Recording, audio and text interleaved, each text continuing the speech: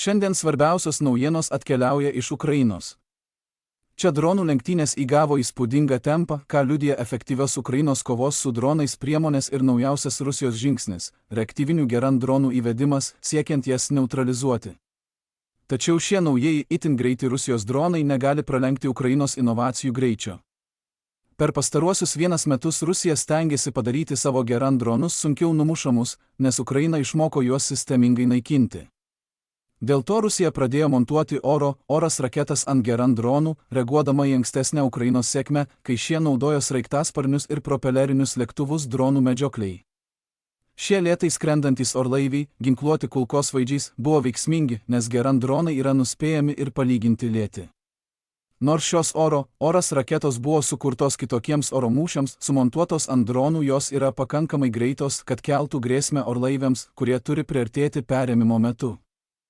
Net ir naikintuvai, tokie kaip F-16, susiduria su strateginiu apribojimu, nors jie gali lengviau išvengti raketų, jų ribotas skaičius ir didelė vertė verčia vengti bet kokio susidūrimo su raketomis ginkluotų Shahed dronų.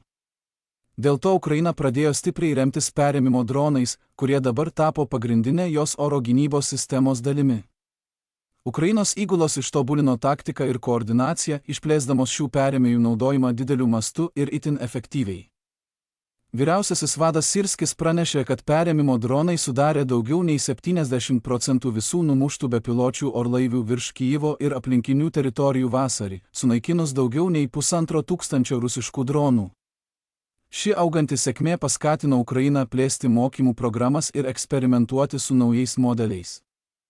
Be to, Ukraina pradėjo kurti specializuotus bepiločių oro gynybos dalinius, kurie užtikrina nuolatinę apsaugą nuo masinių priešo dronų atakų ir sumažina riziką Ukrainos pilotams. Rusija atsakė paspartindama greitesnių reaktyvinių variklių variantų kūrimą nuo praėjusių metų, siekdama aplenkti Ukrainos perėmimo dronus. Pereidama nuo pradinių propelerinių variklių prie reaktyvinių, Rusija bando atkurti savo klajojančių šaudmenų gebėjimą prasiskverbti į ginamą oro erdvę už mažą kainą. Gerand 3 ir Gerand 4 jau pasiekė 400 ir 500 km/h greitį, todėl Ukrainos dronams perėmėjams tapo sunkiau juos pasivyti. Šiemet pristatytas didesnis Gerand 5 pasiekė net 600 km/h greitį ir gabena sunkesnę 90 kg kovinę galvutę. Esant tokiam greičiui, daugelis mažų elektrinių perėmėjų, anksčiau medžiojusių Gerand dronus, paprasčiausiai nespėja jų pasivyti.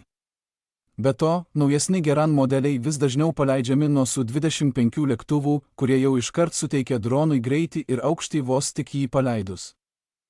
Šis aukštesnis starto taškas sumažina energijos kiekį, kurį dronas turi išnaudoti kylant per tankesnį orą, todėl daugiau varomosios galios lieka nuotoliui, greičiui ar naudingai apkrovai. Ukraina jau dirba ties šio pokyčio neutralizavimu, kurdama perėmimo dronus su mažais raketiniais greitintuvais. Raketiniai greitintuvai suteikia trumpą pagreitėjimo impulsą prieš dronui pereinant prie įprasto skrydžio greičio. Tačiau to pakanka, kad perėmėjas įgytų reikiamą pradinį greitį, greitai pasiektų aukštį ir poziciją, leidžiančią įskristi į Gerand skrydžio koridorių dar prieš taikiniui praskriejant. Ši idėja primena vėlyvus Antrojo pasaulinio karo eksperimentus, kai lėktuvai naudojo raketinius greitintuvus, kad įveiktų stūmoklinių variklių ribotumą. Pasak Quantum Systems Ukrainos Strela 2 taip pat turėtų gauti tokį greitintuvą, siekiant viršyti 300 km/h greitį.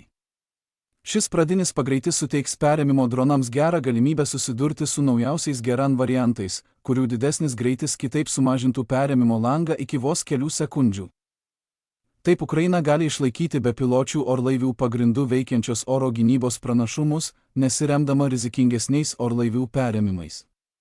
Apskritai, raketiniais greitintuvais aprūpintų perėmimo dronų atsiradimas žymi naują etapą Rusijos atakinių dronų ir Ukrainos oro gynybos varžybose. Greičio, kainos ir išgyvenamumo sąveika verčia abi pusės kurti vis labiau specializuotus sprendimus. Ukrainos gebėjimas plėsti ir modernizuoti dronų perėmėjų gynybą rodo, kaip išradingas prisitaikymas gali atsverti naujas atakinių dronų taktikas, net ir turint ribotus tradicinius oro gynybos išteklius. Dėl šios priežasties tarptautinis dėmesys vis labiau krypsta į Ukrainos gebėjimą neutralizuoti didelius įeinančių dronų kiekius, nes kitos šalys supranta, kad ankstesni oro gynybos modeliai jau nebėra patikimi.